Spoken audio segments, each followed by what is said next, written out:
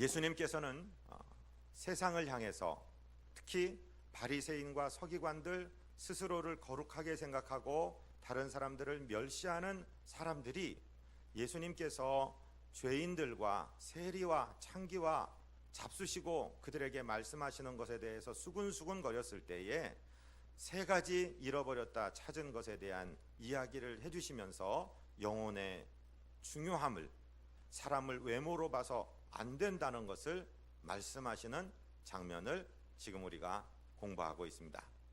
이제 두 번째 말씀을 공부하는 시간입니다. 드라크마라는 동전이 오늘 본문의 말씀에 등장합니다. 드라크마는 동전을 세는 단위입니다.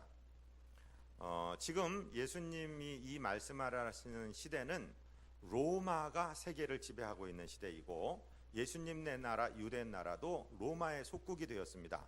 그런데 로마라는 이 제국이 생기기 전에는 그리스, 즉 헬라라는 제국이 있었습니다. 양쪽 제국에서 다 동전을 발행을 했는데 저를 한번 따라해 보세요. 데나리온. 데나리온이라는 동전은 로마의 동전입니다. 데나리온은 성인 남자 육체 노동자의 하루 일당이라는 것을 우리가 여러 번 들어서 알고 있습니다.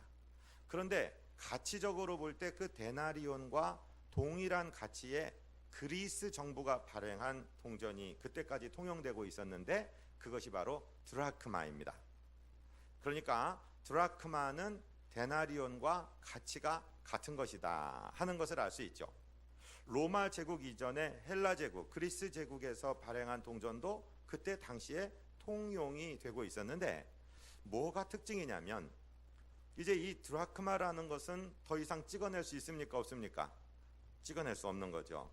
그러니까 점점 없어져가는 화폐이니까 희소 가치가 있는 동전인데 이것은 은전입니다.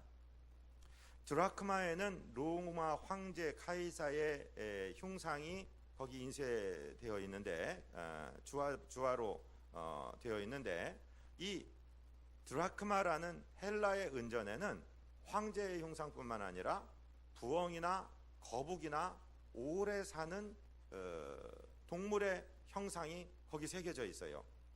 그리고 이 화폐, 이 드라크마는 그때 당시에 사람들이 모으는 것이고 또 장신구로도 사용되었어요. 드라크마 하나의 가치는 아주 단순한 가치인데 이 드라크마가 10개가 모여서 하나의 보석 세트를 이루게 됩니다. 그래서 그것으로 장신구를 만들어서 여자들이 머리에 왕관처럼 장식하기도 하고 특별히 결혼할 때는 정혼이라는 것을 우리가 들어서 알고 있죠. 우리 식으로 하면 약혼인데 유대의 결혼 제도는 이렇습니다. 신랑과 신부가 언제 결혼하기로 정혼, 혼인하기로 약속을 하고 결혼 날짜를 잡지 않아요.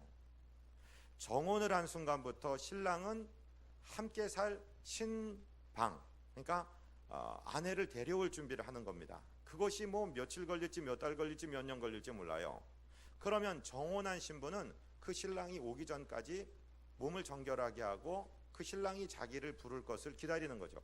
마치 신랑 되신 예수님께서 지금 초림하셨다가 승천하시고 다시 오실 날짜를 말씀 안 해주시고 가신 것과 아주 비슷한 개념이 되는 것입니다. 그런데 말씀입니다. 그 신랑이 정혼할 때 신부에게 주는 것이 바로 10개의 드라크마 세트입니다.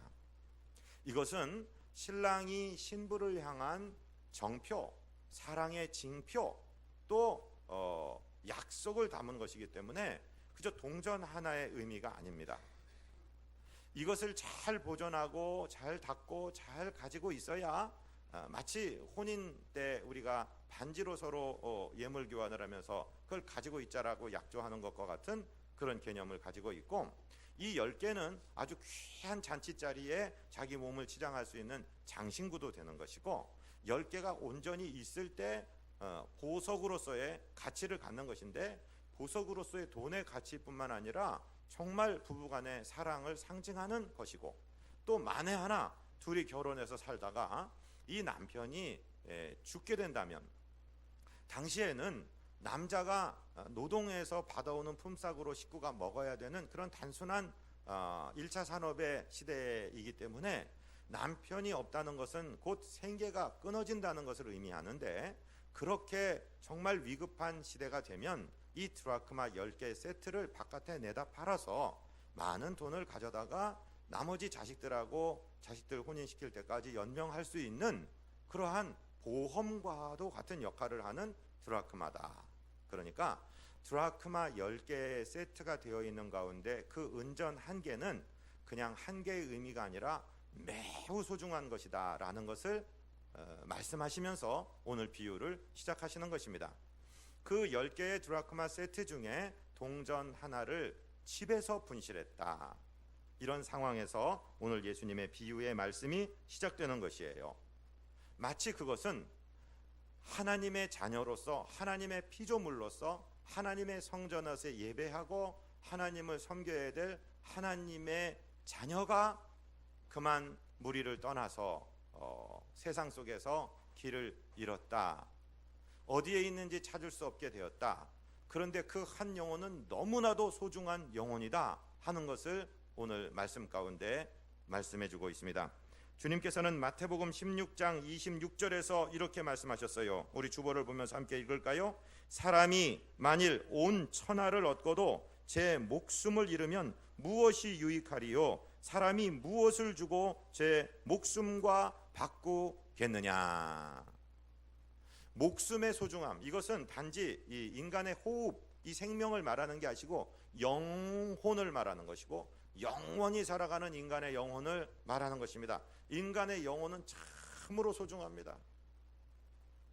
엊그저께에 정말 대한민국의 대그룹 중에 하나인 한 그룹사의 모든 책임을 맡은 부회장이 검찰의 수사 날짜가 좁혀져 들어오고 자기가 그날 아침에 검찰에 출석해서 조사를 받는다는 생각을 하다가 그만 저 북한강변에 목을 매서 삶을 끊었습니다. 자기보다 훨씬 나쁜 사람들, 훨씬 못된 사람들 얼마든지 박수 받으며 떵떵거리고 살아가는 세상에 왜 목숨을 그렇게 끊습니까? 아마 자기가 목숨을 끊으면 자기를 평생 동안 인정해준 그 그룹 전체 조직에 대해서 자기가 무엇인가 역할을 하는 것 같고, 그들을 보호할 수 있을 것 같고, 뭐 공동체에 큰 해악을 끼치는 걸 내가 막을 수 있고, 아니면 그런 중압감이 너무 크기 때문에 그냥 도피한다는 의미에서 그런 어리석은 행동을 한지 모르겠지만은, 인간의 영혼은, 인간의 생명은 여기서 목숨 끊는다고 끝나는 게 아니라 영원부터 영원까지 이어지는 하나님의 호흡이라는 사실을 우리는 기억해야 됩니다. 함부로 생명 끊으셔서는 안 됩니다. 혹시 모릅니다. 옆에 분한테 얘기하십시오. 당신은 위대한 하나님의 사람입니다. 자살하면 죽여버릴 겨. 절대로 안 됩니다. 하여튼 인간의 영혼은 소중합니다.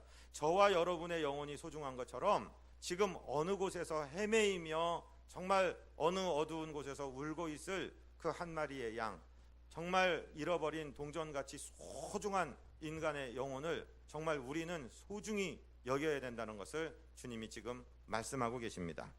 그런데 이 잃은 드라크마를 여인이 찾고 있습니다. 어떻게 찾는지 오늘 본문 8절 말씀을 다시 한번 받들어서 읽습니다. 8절, 어떤 여자가 10 드라크마가 있는데 하나를 잃으면 등불을 켜고 집을 쓸며 찾아내기까지 부지런히 찾지 아니하겠느냐? 아멘. 지금 요즘 시대의 이 환경을 생각하시면 안 됩니다. 지금 예수님이 이 말씀을 하시는 때는 AD 1세기입니다. 그때는 아직 전기가 개발되지 않았어요. 이런 전등이 있는 때가 아닙니다. 그저 등불 켜고 사는 시대입니다. 그때는 지금처럼 이렇게 뭐 콘크리트로 만든 이렇게 깨끗한 방, 장판 깔고 무슨 모노리움을 깔고 무슨 타일을 깔고 이런 게 아니에요. 그냥 흙바닥 집입니다. 흙바닥 집에 전기가 들어오지 않는 그런 집에 그 바닥을 갖다가 등불을 켜놓고 빗자루로 쓸면서 하나하나 눈에 불을 켜고 찾지 않겠느냐? 그 말은 찾는다는 말씀이죠. 그만큼 열심을 가지고 이 여인이 찾는데, 이 등불을 켜고 방바닥을 쓸면서 열심히 찾는 여인의 마음이 바로 우리 아버지 하나님의 마음이다 이거예요. 그런데 우리가 착각하지 말아야 될 것이 있습니다. 하나님께서는 아는 것도 있고 모르는 것도 있으시구나. 하나님은 전지하신 하나님, 전능하신 하나님이라고 들었는데 그저 동전이 어디 있는지도 못 찾으시나? 양 한 마리가 어디 있는지, 당신의 자식이 어디 가서 울고 있는지도 모르시나? 모르셔서 찾으시나? 이렇게 생각하신다면 크게 오산하시는 것입니다. 이것은 하나님의 연약함을 말씀하시려고 하시는 말씀이 아니라 우리 인간에게 자유의지를 주셨는데, 하나님께서는 억지로 우리를 끌어오시는 게 아니라 그 심령이 창조주 하나님께 나를 만드시고 또 나를 건지시려 스스로 팔려간 나의 죄값을 위해서 당신의 아들을 보내셔서 십자가에 피 흘려 죽게 하시고 그 예수님의 보혈로 나를 씻으실 준비를 하시고, 내가 회개하고 돌아오기만 하면, 내가 의지적으로 돌아오기만 하면 나를 당신 품에 안아주시려고 나를 기다리시는 하나님의 애틋하고 애절하고 간절한 그 갈망을 표시하신다는 사실을 우리는 깨달을 수 있어야 됩니다. 시편 139편 7절로 10절을 우리 함께 읽겠습니다. 내가 주의 영을 떠나 어디로 가며 주의 앞에서 어디로 피하리이까? 내가 하늘에 올라갈지라도 거기 계시며 스올에 내 자리를 펼지라도 거기 계시니이다. 내가 새벽 날개를 치며 바다 끝에 가서 거주할지라도 거기서도 주의 손이 나를 인도하시며 주의 오른손이 나를 붙드시리이다. 아멘. 하나님께서 몰라서 빗자루로 쓸면서 불을 켜고 찾는 것이 아니라 그러한 여인의 마음에 그와 똑같은 갈망함으로 우리를 기다리고 계신다는 것입니다. 하나님이 우리가 어디 있는지, 어느 구석에서 울고 있는지, 새벽 날개를 치며 바다 끝에 거할지라도, 땅 끝에 가서 거할지라도, 지구 반대편에 거할지라도, 아니 우주선을 타고 올라가서 어느 행성에 숨을지라도 하나님은 다 손바닥같이 보십니다. 그런데 하나님은 우리를 억지로 무슨 비인격적인 물건을 찾듯이 찾는 것이 아니라 우리의 마음이 주관적으로, 주체적으로 죄악을 깨닫고 회개하고 하나님께 돌아오시기를 기다린다는 말씀이시죠. 기다리시면서 찾고 계신다는 그런 말씀이십니다. 우리 하나님께서는 우리를 찾으시되 열심히 찾으십니다. 선지자들을 보내시고 주의 종들을 보내시고 오늘 말씀을 듣고 부담을 느끼는 저와 여러분 전도자들을 보내셔서 잃어버린 심령들을 열심히 찾고 계시고, 하나님의 열심히 우리 가운데서 역사하시기 때문에 반드시 잃어버린 영혼들을 찾게 하신다, 이 말씀입니다. 이사야는 하나님의 열심을 이렇게 표현하고 있습니다. 이사야 37장 32절입니다. 이는 남은 자가 예루살렘에서 나오며 피하는 자가 시온산에서 나올 것임이라. 만군의 여호와의 열심히 이를 이루시리이다. 아멘. 하나님께서는요 열심을 가지고 선지자를 보내십니다. 열심을 가지고 종들을 보내십니다. 그리하여 찾게 하십니다. 마지막 한 영혼이 저 땅끝에서 저 어두운 정말 동굴에서 나올 때까지 기다리시고 남은 자들을 남겨두시고 하나님께서 열심을 가지고 자녀들을 불러 모으신다 하시는 것입니다. 사랑하는 성도 여러분, 전도를 하는데, 하나님 일을 하는데, 열심히 하나님 뜻대로 사는데 정말로 하나님이 응답 안 하시는 것 같고, 사람들의 마음이 너무 강팍해서 돌아오지 않는 것 같고, 정말로 끝이 보이지 않는 그러한 고난과 고통과 지루함이 계속된다고 생각하십니까? 절대로 그렇지 않습니다. 우리가 열심을 갖고 찾습니다. 기다립니다. 오래 걸립니다. 그러나 실제로 발견되는 순간은 한순간입니다. 자, 무슨 말씀을 드리려고 하냐면, 찾아다니는 것은요 오래 걸려요. 힘들어요. 그러나 발견하는 것은 한순간입니다. 이게 무슨 얘기일까요? 영어로 얘기한다면 search하는 것. searchlight가 뭐예요? 큰 불을 켜고 막 어디서 비행 물체가 우리 비행기가 아닌 것이 침략해 들어오나 찾아다니죠. 또 숲 가운데 어떤 복병이 전진하고 있나 다가오고 있나 찾아다니죠. 막 불을 켜고 빗자루로 쓸듯이 쓸면서 막 찾습니다. 하나님, 오늘이 하나님의 응답의 시간입니까? 오늘 역사하십니까? 하면서 우리는 인생을 막 찾아다닙니다. search하는 것입니다. 구하라 주실 것이요 찾으라 찾을 것이요 두드리라 열릴 것이라 말씀에 의지해서 막 찾아다닙니다. 정말로 근데 못 찾을 것 같습니다. 정말로 어려울 것 같습니다. 그런데 딱 발견하는 find 하는 순간은 한순간이라 이 말씀입니다. 할렐루야. 하나님은 순간적으로 역사하시는 하나님이십니다. 아마 2016년 8월 21일부터 한 주간을 살았던 분들은 이 말씀을 이해할 거예요. 정말로 지난주에 폭염은 우리에게 떠나가지 않을 것 같았어요. 지난 목요일 저녁까지만 해도 그랬어요. 방송국에서 금요일이면 시원해진다고 얘기하고 계속 예보가 폭염이 끝난다, 폭염주의보가 해제된다는 것을 뭐 7번 8번씩 하니까 뭐 오늘 비가 옵니다 그렇게 예보를 해도 댓글에 내가 허리가 안 쑤셔 이렇게 달리고 기상청 못 믿겠다 그러고 그런데 금요일날 폭염이 물러갑니다 하더니 진짜로 하나님이 기상청 살려주셨습니다. 금요일날 되는데 정말 거짓말같이 비 한 방울 두 방울 내리기 시작하더니 폭염이 물러가고 가을 날씨가 와버리는 겁니다. 할렐루야. 하나님의 역사는요 한순간에 끝나는 겁니다. 그렇다고 해서 하나님이 하실 거니까 나는 아무것도 안 하겠습니다, 그렇게 하면 안 됩니다. 여러분 열심히 찾아다니십시오. 절대 긍정의 생각을 가지시기 바랍니다. 오늘은 하나님께서 내게 복 주시는 날이다. 오늘은 하나님께서 내게 은혜를 베풀어 주시는 날이다. 오늘은 나의 응답의 날이다. 하나님이 내게 눈을 열어서 찾게 하실 것이다. 하나님이 만나게 하실 것이다. 기쁜 소식을 듣게 하실 것이다. 항상 긍정으로 항상 눈에 불을 켜고 등불을 켜고 바닥을 쓸며 찾는 사람처럼 찾는 인생 되시기를 주님 이름으로 축복드립니다. 그렇게 찾아야 돼요. 그러다가 하나님이 순간적으로 역사하시는 거예요. 요셉이라는 사람을 생각해 보세요. 17살에 자기 곡식단이 일어서고 형들의 10개의 곡식단이 자기에게 절하는 꿈을 꿉니다. 그 다음에 자기에게 해와 달과 11개의 별이 절하는 꿈을 꿉니다.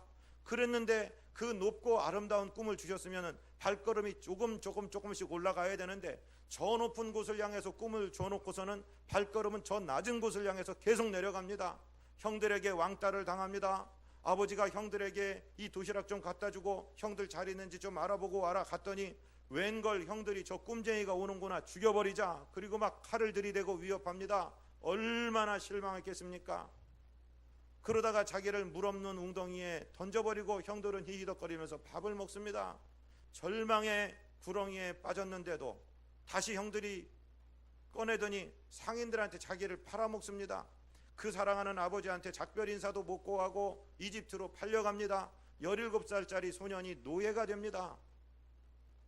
그런데 다행스럽게도 그 나라의 2인자가 되는 이집트의 경호 장관, 경호실장, 친위대장 보디발이라는 사람이 자기를 사갑니다.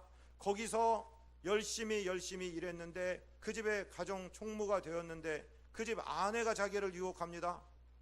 그 유혹을 뿌리쳤는데 감옥에 갑니다. 그러면 하나님 도대체 내 사정을 알고 계십니까? 내 간구를 듣고 계십니까? 하나님 나를 버리신 것 아닙니까? 절망할 만한데 그는 절망하지 않습니다. 끝까지 하나님의 날을 기다립니다. 끝까지 성실합니다. 종으로 팔려가면 그 집에서 성실합니다. 감옥에 가면 그 감옥에서 성실합니다. 그런데 하나님께서는요 그 감옥에서 술 맡은 관원, 즉 그냥 단순하게 그 바로에게 이집트의 황제에게 술을 건네주는 정도가 아니라 지금으로 말하면 비서실장 격인 사람입니다.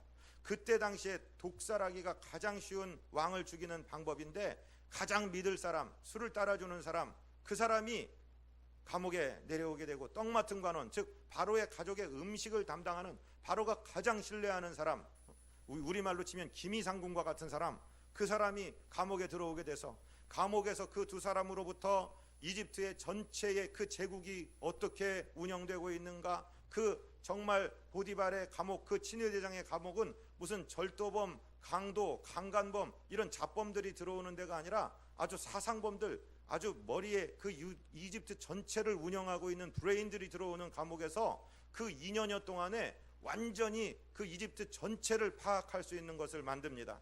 거기서도 그는 성실합니다. 거기서도 등불을 켜고 빗자루를 가지고 쓸면서 찾는 것처럼 하나님의 날짜를 기다리고 하나님의 부르시는 날을 기다리며 성실합니다. 그러다가 그 지하 감방에서, 거기는 사상범이 갇히는 곳이라 어느 날 문 소리가 들리고 죄수번호 요셉 몇 번, 요셉 나와라, 오늘 형 집행 날이다. 그러면 죽는 거예요. 죽음을 앞두고 있는 인생의 막장에서 바로의 부르심을 받고 그는 이집트의 총리가 되는 것입니다. 하나님은요, 순간적으로 역사하시는 하나님이십니다. 우리가 열심히 찾고 찾는데 그 드라크마를 발견하는 순간은 한순간입니다. 사랑하는 성도 여러분, 우리 신앙의 길을 걸어갈 때 늘 긍정의 마음을 가지고 영혼을 사모하는 마음을 가지고, 오늘은 하나님께서 내게 귀한 영혼을 붙여주시는 날이다, 오늘은 내 전도가 승리하는 날이다, 결실을 보는 날이다, 오늘은 내가 잊은 것을, 잃어버린 것을 찾는 날이다, 그 기쁨을 가지고 하루를 대하시기를 주님 이름으로 축복드립니다. 하나님께서 우리에게 빗자루를 들고 등불을 켜고 쓸게 하시지만 발견하는 기쁨을 주신다, 이 말씀이 오늘 우리에게 하시는 말씀입니다. 사도행전 5장 42절에 보면은요, 성도들이 그렇게 살았어요. 저희가 날마다 성전에 있든지 집에 있든지 예수는 그리스도라 가르치기와 전도하기를 쉬지 아니하리라. 여러분, 직장에 계시든지 집에 계시든지 길거리에 계시든지 항상 예수님의 이야기를 하시기를 바랍니다. 입만 열면 예수가 나오시기를 바랍니다. 입만 열면 사랑의 이야기가 나오시기를 바랍니다. 저를 한 번만 따라해 주세요. 우리 얼굴은 전도지입니다. 우리 인사는 전도지입니다. 우리의 언어는 전도지입니다. 여러분, 우리가 직장에서 동료들 만납니다. 거래처 사람 만납니다. 이웃 만납니다. 친지들 만납니다. 친구들 만납니다. 정말로 전부 다 못 살겠다, 죽겠다, 한숨 쉬고 이를 득득 깔고 있는데 얼굴이 환합니다. 반짝반짝합니다. 늘 웃습니다. 너는 뭐가 그렇게 기분이 좋아서 그러냐? 아, 나는 내 안에 예수님이 계셔서 그래. 그 한마디가 생명을 살리는 전도지가 됩니다. 네가 믿는 예수 나도 좀 믿자. 너 어느 교회 다니냐? 그 교회 나도 좀 데려가라. 그렇게 얘기하게 된다는 거예요. 우리의 삶 자체가, 우리가 등불을 켜고 빗자루를 들고 쓸고 있는 주님의 사명을 드러내는 삶이라 이 말입니다.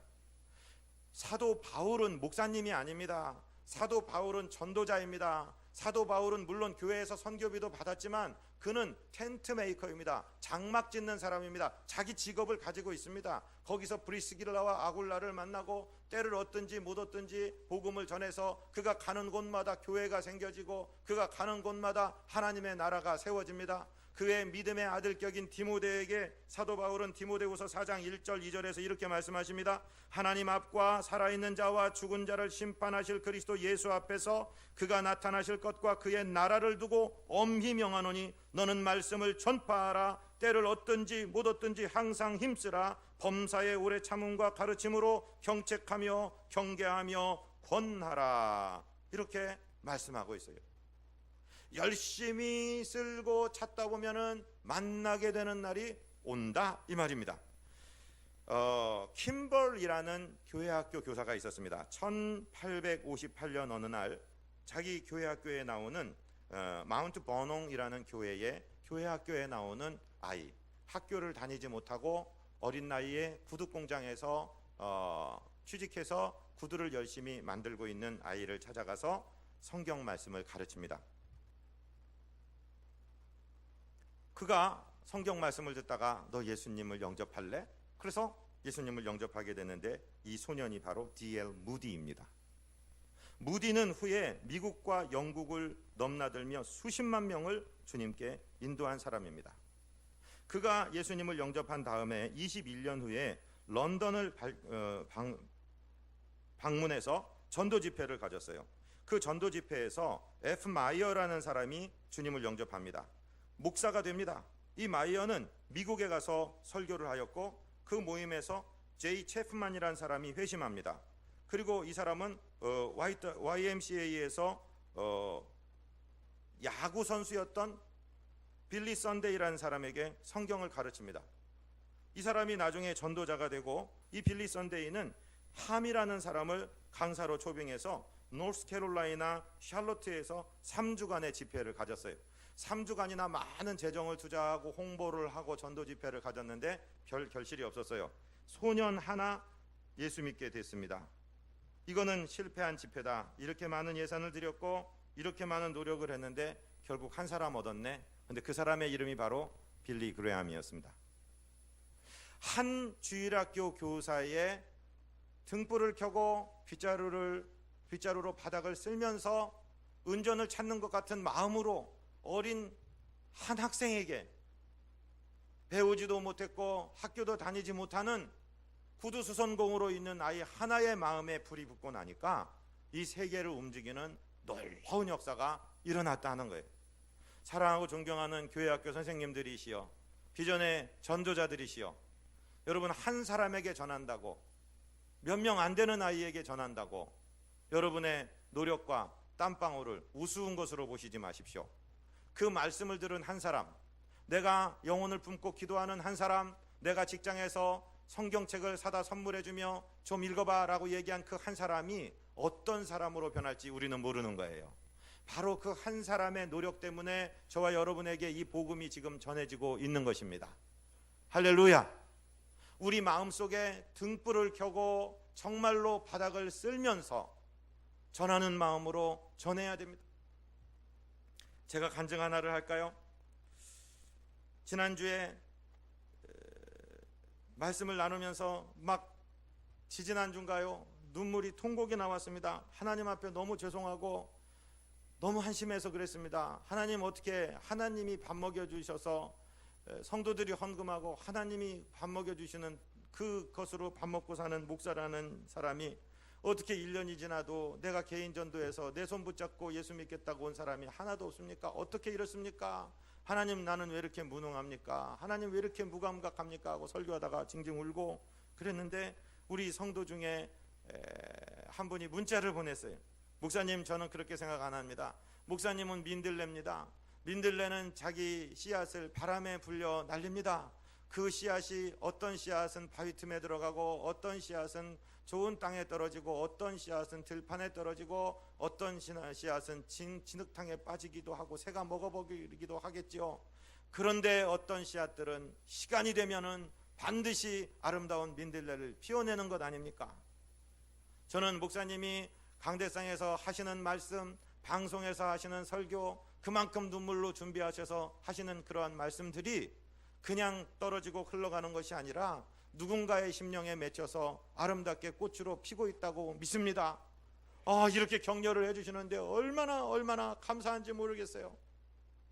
그래서 어떤 방송의 아침 프로그램을 하는데 나를 바꾸는 3분이라는 나바3이라는 프로가 있습니다. 그 3분을 만들기 위해서 정말로 많이 기도하고 하나님 이 표현을 이렇게 하면 좋겠습니까? 이 표현을 이렇게 하면 좋겠습니까? 하고 어느 순간에 그걸 하고서 딱 이제 저장을 해놨습니다.